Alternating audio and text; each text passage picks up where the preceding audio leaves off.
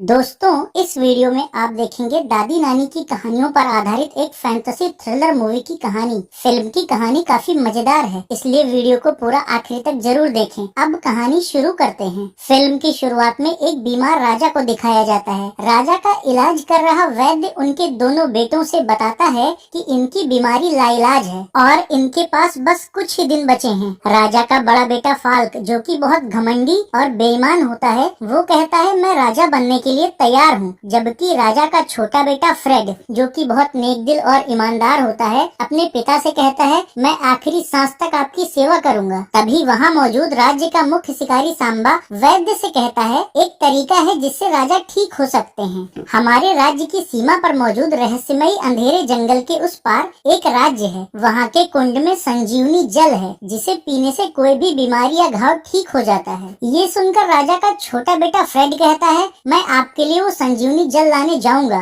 लेकिन फ्रेड का बड़ा भाई उसे रोकता है और कहता है अंधेरा जंगल बहुत खतरनाक है, उसे पार करना आसान नहीं, और वैसे भी तुम्हें अभी बाहरी दुनिया की जानकारी नहीं है, इसलिए वो संजीवनी जल लाने मैं जाऊंगा। फिर फाल्क अपने पिता से बाहर निकलता है। इस दौरान मुख्य शिकारी सांबा फाल्क को सतर्क करते हुए कहता है कि उस रहस्यमय जंगल में सावधान रहना और किसी भी भ्रम में मत पड़ना, लेकिन घमंडी फाल्क उसकी बात को हल्के में लेता है और उसकी बेइज्जती करते हुए कहता है कि मुझे नौकरों से सलाह नहीं चाहिए। इसके बाद घोड़े पर सवार होकर वो वहाँ से निकल पड़ता है और अंधेरे जंगल में पहुँच जाता है। आगे बढ़ते हुए वो रास्ते के पेड़ों पर निशान बना देता है ताकि वो रास्ता न भूले। उधर महल में फ्रेड अपने बीमार पिता की देखभाल कर रहा होता है और इधर जंगल में फाल्क रास्ता भटक जाता है और जहाँ से चलता है वहीं वापस पहुँच जाता है। तभी उसे वहाँ एक औरत दिखती है। वो फाल्क से कहती है लगता है तुम रास्ता भटक गए हो। फाल्क कहता है हाँ, मुझे बताओ जंगल को पार करके दूसरे राज्य तक कैसे पहुँचना है। वो औरत कहती है हाँ जरूर, पर क्या उसके पहले तुम मुझे कुछ खाने और पीने के लिए दे सकते हो, क्योंकि मैं बहुत भूखी हूँ। घमंडी फाल्क कहता है मेरे पास तुम जैसे भिखारियों के लिए समय नहीं है, अगर तुम्हें रास्ता बताना है तो बताओ, नहीं तो मैं खुद खोज लूंगा, वैसे भी मैं अब राजा बनने वाला हूँ। फिर वो वहाँ से आगे बढ़ जाता है तो वहाँ खड़ी वो औरत अपनी नाक से रहस्यमय धुआं निकालती है। वो धुआं जंगल में फैलने लगता है, जिससे आगे बढ़ रहे फाल्क को कुछ भी सही से नहीं दिखता, इसलिए वो घोड़े से उतर जाता है। लेकिन तभी उसके साथ कुछ रहस्यमय घटित होता है, जिससे वो जख्मी होकर बेहोश हो जाता है। इसके बाद जंगल में खड़ी वो औरत जंगल में फैला वो सफेद धुआं अपनी नाक में वापस खींच लेती है। लेकिन इसी जंगल में काली शक्तियाँ भी होती हैं, जो बेहोश फाल्क के कान के जरिए उसके दिमाग में घुस जाती हैं। जबकि फाल्क का घोड़ा वापस महल में लौट जाता है। मुख्य शिकारी सांबा ये बात फ्रेड और राजा को बताता है कि फाल्क का घोड़ा अकेले वापस आया है, इसका मतलब उसके साथ कोई अनहोनी हुई है। तो फ्रेड कहता है अब संजीवनी जल लाने और फाल्क को ढूंढने मैं खुद जाऊंगा, पर उसके पिता उसे रोकते हुए कहते हैं कि पता नहीं तुम्हारा बड़ा भाई किस हालत में है, इसलिए अब मैं तुम्हें भी मुसीबत में नहीं डालना चाहता। लेकिन फ्रेड जिद करके वहाँ जाने के लिए राजा से आज्ञा ले लेता है। फिर महल से निकलते वक्त सांबा फ्रेड से भी कहता है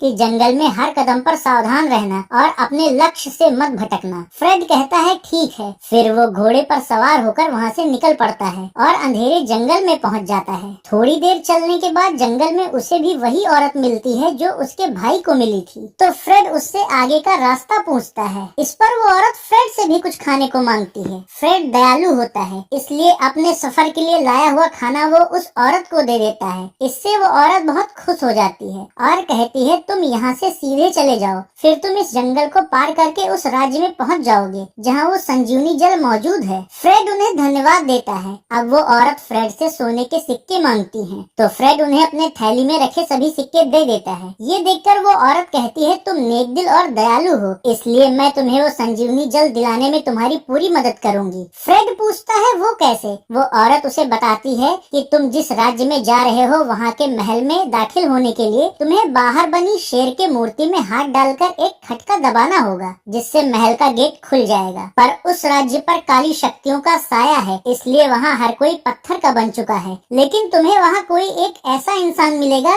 जिसे अगर तुम होठों से छुओगे तो वो जाग जाएगा। इसके बाद तुम्हें वहाँ 3 टेस्ट देने होंगे। ये सब सुनकर फ्रेड पूछता है आप कौन हैं और आप आपको ये सब कैसे पता? तो वो औरत कहती है, मैं जंगल की देवी हूँ, मेरा काम है अच्छाई को बढ़ाना तथा बुरी और काली शक्तियों को मिटाना। तो फ्रेड उनसे पूछता है कि क्या आप मेरे भाई के बारे में जानती हैं? देवी कहती है, हाँ, वो अहंकारी और लालची है, इसलिए अंधेरे की शक्तियों ने उसे भटका दिया है। इसके बाद देवी गायब हो जाती है। अब फ्रेड पूछता है कि मैं अपने भाई को कहाँ ढूंढूं? तो उसे देवी की आवाज सुनाई देती है कि पहले तुम वो संजीवनी जल लेकर आओ, पर काली शक्तियों से बचकर रहना और उनके बहकावे में मत आना। इसके बाद फ्रेड देवी के बताए रास्ते पर राज्य में पहुंच जाता है। वहाँ किले के बाहर उसे एक बंद गेट दिखता है, तो फ्रेड गेट के पास बनी शेर की मूर्ति के मुंह में हाथ डालकर खटका दबा देता है, जिससे वो गेट खुल जाता है। फिर वो गेट से अंदर दाखिल होता है, जहाँ का नजारा बेहद हैरान कर देने वाला होता है। महल के सभी लोग पत्थर की मूर्ति बन चुके थे, जो जहाँ जिस हाल में था वो उसी हाल में बुत बन गया था। फ्रेड वहाँ से गुजरते हुए महल के अंदर जाता है। महल को देखकर ऐसा लग रहा होता है जैसे पिछले कई सालों से यहाँ कोई नहीं आया गया। वहाँ भी उसे पत्थर बन चुके राज्य कर्मचारियों की मूर्तियाँ दिखती हैं और पूरे महल में काली शक्तियों का धुआं मौजूद होता है। वहीं एक कमरे की दीवार पर राजकुमारी लिंडा की तस्वीर लगी होती है, तो फ्रेड उस कमरे के अंदर जाता है। वहाँ राजकुमारी एक बेड पर लेटी होती हैं। वो बाकी लोगों की तरह पत्थर की तो नहीं होती, पर उनके शरीर में कोई हलचल नहीं होती। फ्रेड उसे उठाने की कोशिश करता है, पर वो जिंदा लाश की तरह होती हैं। तभी फ्रेड को देवी की बात याद आती है और वो राजकुमारी के होठों पर किस करता है, जिससे राजकुमारी की मूर्छा टूट जाती है। अब खुद को एक अजनबी द्वारा किस किए जाने पर लिंडा भड़क जाती है और उससे कहती है, तुम कौन हो और तुम्हारी हिम्मत कैसे हुई मेरे कमरे में आकर मुझे किस करने की? तो फ्रेड उसे अपना नाम बताते हुए कहता है, मैं यहाँ अपने पिता को बचाने के लिए संजीवनी जल लेने आया हूँ। अब लीना कहती है, मुझे कुछ याद आ रहा है, मैं अंधेरे के श्राप की वजह से पिछले 3 साल से मूर्छित थी, पर तुम जिस जल की चाहत में यहाँ आए हो वो तुम्हें मिलना बहुत मुश्किल है। फ्रेड पूछता है, ऐसा क्यों? तो लीना उसे उस जगह ले जाने लगती है जहाँ वो संजीवनी जल होता है। इस दौरान वो फ्रेड को बताती है कि उसे पाने के लिए तुम्हें 3 टेस्ट पास करने होंगे, पर हर टेस्ट में 12 घंटियाँ बजेंगी। तुम्हें हर टेस्ट को 12वीं घंटी बजने से पहले ही पूरा करना होगा। अगर तुम ऐसा नहीं कर पाए तो तुम भी इस श्राप का हिस्सा बनकर पत्थर की मूर्ति बन जाओगे। फिर वो उस कुएं के पास पहुंचकर फ्रेड को बताती है कि यही वो कुआं है जिसमें संजीवनी जल रहता है। ये हमारे राज्य में कई पीढ़ियों से है, लेकिन ये जो तुम हर जगह काला धुआं देख रहे हो वो अंधेरे का श्राप है। इसी वजह से इस कुएं का पानी सूख गया और हमारे लोग पत्थर के बन गए, क्योंकि अंधेरे को ये पता था कि इस पानी से श्राप टूट सकता है, इसलिए उसने इसे सुखा दिया। अब अगर तुम ये श्राप तोड़ने में कामयाब रहते हो तो श्राप की वजह से सूख चुके इस कुएं में संजीवनी जल वापस आ जाएगा। ये सुनकर फ्रेड पूछता है, इसके लिए मुझे क्या करना होगा? लिंडा कहती है, मुझे ज्यादा तो नहीं पता, पर इतना पता है कि पहले टेस्ट को शुरू करने के लिए तुम्हें इस कुएं के ऊपर बने निशान पर अपना हाथ रखना होगा। फ्रेड ऐसा ही करता है और तभी वहाँ जमीन के नीचे से एक गेट बाहर आता है। लिंडा कहती है, जल्दी से इस गेट के अंदर घुसो, ज्यादा वक्त नहीं है, 12 घंटियाँ बजने से पहले तुम्हें इसे पास करके वापस आना होगा। तो अब दोनों उस गेट से अंदर जाते हैं और एक बगीचे में पहुँच जाते हैं। वहाँ सीढ़ी के एक ढांचे पर चढ़ने पर उन्हें सामने की घास पर लकड़ी की डंडियों से लिखा गणित का एक सवाल दिखता है, जिसका उत्तर गलत लिखा होता है और मंच पर एक नियम लिखा होता है कि सिर्फ एक डंडी बदलकर पूरे सवाल को सही करना है। फ्रेड के समझ में नहीं आ रहा होता कि कौन सी डंडी हटाए, क्योंकि सवाल में 758 प्लस 32 बराबर 666 लिखा होता है। आखिरकार लीना की मदद से